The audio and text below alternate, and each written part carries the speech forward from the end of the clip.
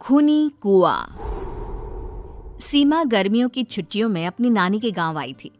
सीमा नानी के घर पहुंचने के बाद अपनी नानी के पैर छूती है और उनसे आशीर्वाद लेती है।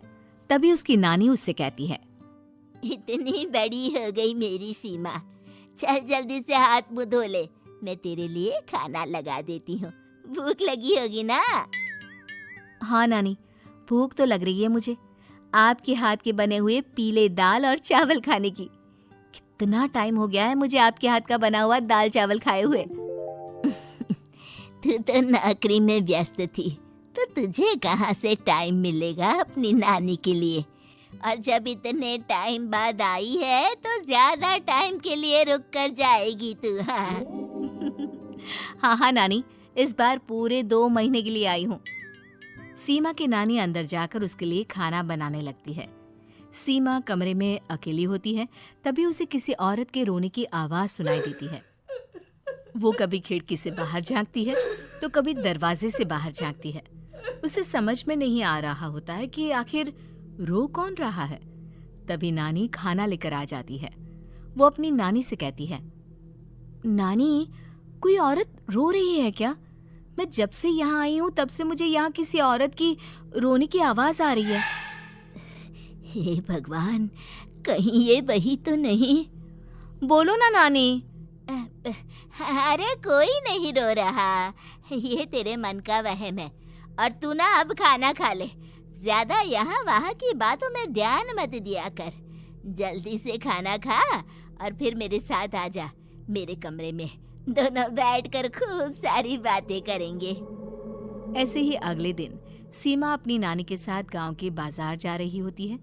उसी रास्ते में फिर से किसी औरत के रोने की आवाज आती है। वो अपनी नानी से कहती है, अरे नानी, क्या सच में तुम्हें अभी भी किसी औरत की रोने की आवाज नहीं सुनाई दे रही? मुझे किसी औरत की बहुत बुरी तरीके से रोने और चीखने की आवाजें आ रही हैं। मैं बहुत परेशान हूँ नानी, आखिर ये कौन है? मुझे लगता है कि सीमा को शहर भेज देना चाहिए, यहाँ रहना उसके लिए ठीक नहीं। नानी बोलो ना, आप चुप क्यों हो जाते हो? सीमा, तू घर चल, मुझे तुझसे बहुत जरूरी बात करनी है। नानी सीमा को घर ले आती है और सीमा से कहती है, सीमा, कल सुबह तू शहर वापस चली जाएगी। अरे अचानक? आखिर क्या बात है नानी, आप मुझे ऐसे जाने को क्यों कह रही हो? मैं बस जो कह रही हूँ उस पर ध्यान दे। तू कल सुबह यहाँ से चली जाएगी, और ये बात मैं कोई मजाक में नहीं बोल रही। तू कल जाएगी तो मतलब जाएगी। अरे नानी, चली जाऊंगी मैं, ठीक है, पर आखिर बात क्या है ये तो बता दो। मम्मी से कोई बात हुई है या फिर मुझसे कोई गलती हुई है जो तुम मुझे अचानक से जाने के लिए बोल रही हो?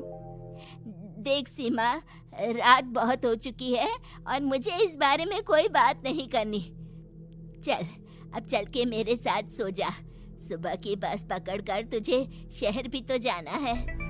सीमा को अपनी नानी का ऐसा व्यवहार देखकर बहुत ही अजीब लगता है। उसे कुछ समझ में नहीं आ रहा होता है कि आखिर उसकी नानी उसे अचानक से गांव छोड़कर जाने के लिए क्यों कह रही है।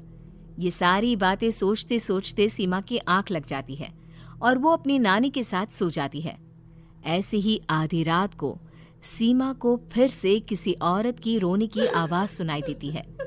वो उस औरत की आवाज सुनकर बार बार करवटें बदल रही होती है और तभी उसे सपने में भी एक अजीब सी औरत की परछाई दिखाई देती है, जो इतना चीख चीख कर रो रही होती है कि सीमा डरकर उठ जाती है। वो पूरे पसीने पसीने हो रही होती है। वो अपने आसपास देखती है तो घर में बिल्कुल शांति का माहौल होता है। सीमा घबरा जाती है। वो अपनी नानी को जगाने की कोशिश करती है मगर उसकी नानी नहीं जगती। सीमा को फिर से उस औरत की रोने की आवाज सुनाई देती है। आखिरकार सीमा अपने आप को रोक नहीं पाती और वो घर का दरवाजा खोलकर बाहर निकलती है। आखिर ये माजरा क्या है? आज तो मैं पता करके रहूंगी।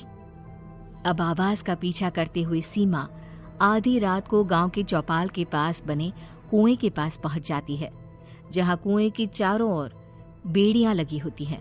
उन बेड़ियों में लगे हुए ताले के साथ एक लाल रंग का कपड़ा और माता रानी का कलावा बंधा होता है। उस कुएं में से सीमा को किसी के रोने की आवाज आती है। सीमा परेशान हो जाती है। इस कुएं में कौन है? कौन है यहाँ? सुनो, कौन है? कौन रो रहा है? वो चिल्ला चिल्ला कर पूछती है और साथ ही लोगों को जगाने की कोशिश करती है, मगर किसी को भी उसकी आवाज सुनाई नहीं देती। अब सीमा खुद उस कुएं के पास की बेड़ियों और तालों को खोलने की कोशिश करती है और किसी तरह कुछ देर की मशक्कत के बाद सीमा उसको खोल भी देती है। और जैसे ही वो कुआं खोलकर उसके अंदर झांकती है, सीमा उस कुएं में गिर जाती है। इतने में उसकी नानी की नींद भी खुल जाती है और सीमा को पास ना देखकर नानी परेशान हो जाती है।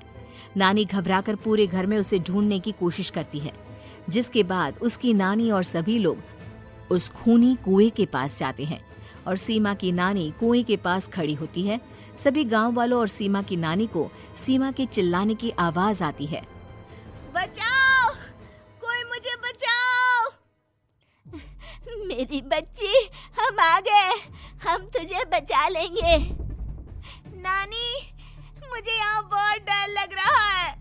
यहाँ इंसान की कटी हुई मुंडिया, हाथ, पैर और कंकाल है और खून भी है।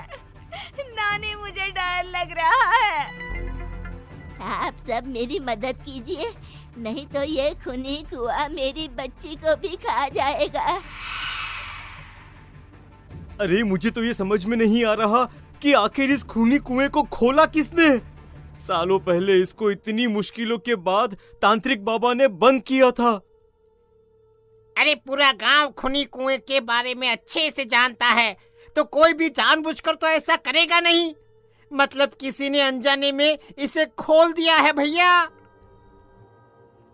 सीमा को इस बारे में मालूम नहीं था और जब से वो यहाँ आई थी तभी से उसे किसी औरत के रोने की आवाज़ें भी सुनाई दे रही थी। कहीं सीमा ने ही तो उसे नहीं खोला। अगर ऐसा है तो फिर सीमा का बचना बहुत मुश्किल है। वहीं कुएं के अंदर सीमा रोते हुए बैठी होती है कि उसे आवाज सुनाई देती है जो कुएं के बाहर खड़े गांव वालों में से किसी को सुनाई नहीं देता।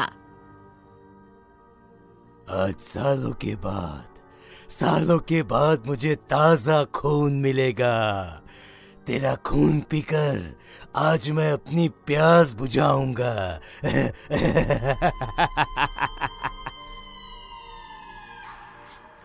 कौन है? मत मारो प्लीज, मुझे जाने दो प्लीज। मैंने किसी का क्या बिगाड़ा है? वो तुझे मरने के बाद पता चल ही जाएगा। जितने में गांव वाले और सीमा की नानी कुछ सोच पाते, उतने में उन्हें सीमा के चिल्लाने की आवाज आती है और अगले ही पल सब शांत हो जाता है। क्या हुआ? सीमा, मेरी बेटी। माफ करना बहन, लेकिन अब सीमा वापस नहीं आएगी। हमें एक बार फिर से कुएं को बंद करना होगा। गांव वाले तभी तांत्रिक को बुलाकर लाते हैं। एक बार फिर अपनी शक्ति से तांत्रिक बाबा उस कुएं को हमेशा हमेशा के लिए बंद कर देते हैं और वहां एक बोर्ड लगा दिया जाता है कि यहाँ आना मना है। ऐसी ही और मजेदार वीडियो देखने के लिए कार्टून फैमिली फन को सब्सक्राइब करें।